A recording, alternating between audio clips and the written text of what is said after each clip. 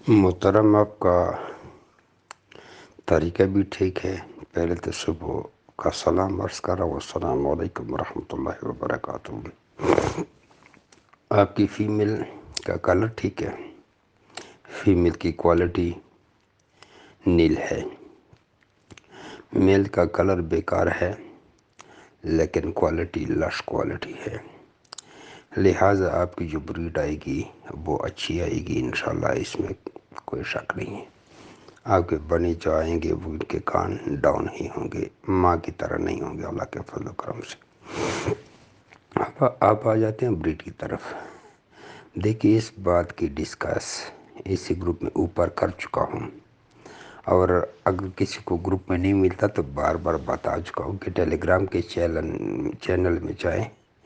جن لوگوں کو بعد میں بھی میں نے ایڈ کیا ہے ان کو بھی میرے جوابات نظر آئیں گے۔ جو بندہ سوال کرتا ہے میں اس کا جواب دیتا ہوں، اور وہی سوال اور جواب اٹھا کے اردو میں اس کا ٹائٹل لکھ کے، جو مسئلہ ہوتا ہے وہ اردو میں لکھ کے 3 میسج بن جاتے ہیں، وہ تمام گروپوں میں فارورڈ کر دیتا ہوں۔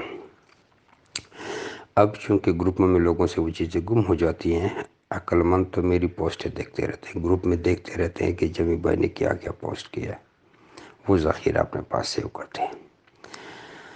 لیکن گروپ میں گم بھی ہو جائے تو اس کا میں نے آسان سلوشن نکالا ہے۔ ان کو میں نے ٹیلی گرام کے چینل میں ڈال دیا۔ ٹیلی گرام کا چینل بھی اسی نام سے آپ اس کو سرچ کر لیں۔ اس کے بعد پھر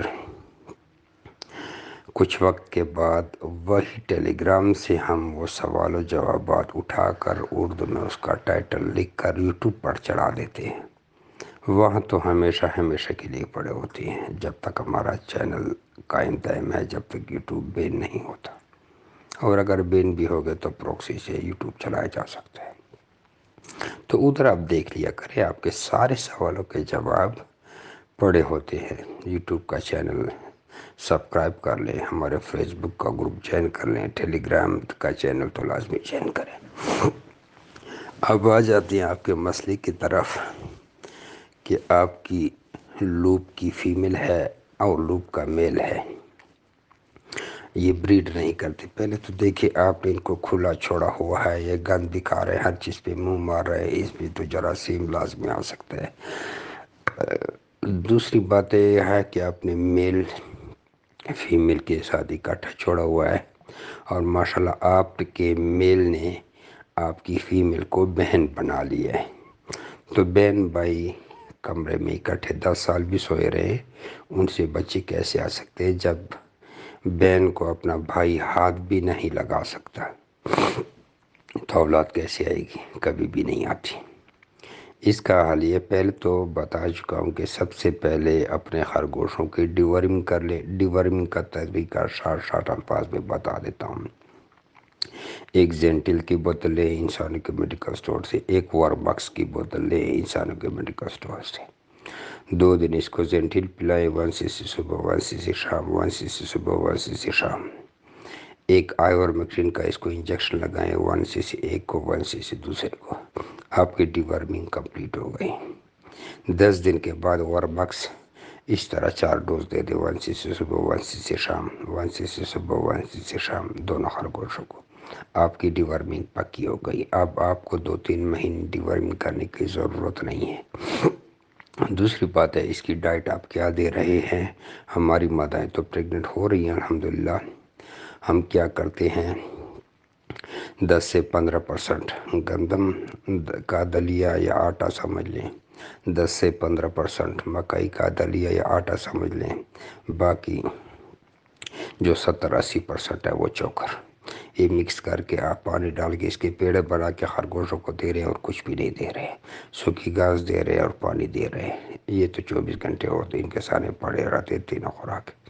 ہماری مادائیں پریگننٹ ہو جاتی ہیں۔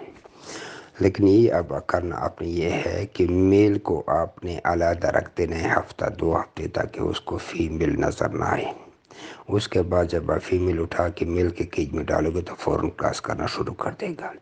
اب آپ نے کیا کرنا ہے، بہتر تو یہ ہے کہ ہر 8 گھنٹے بعد فیمیل کو اٹھا کے میل کے کیج میں ڈالو، 1 گھنٹے کے لیے یا آدھے گھنٹے کے لیے، ہر 8 گھنٹے کے بعد۔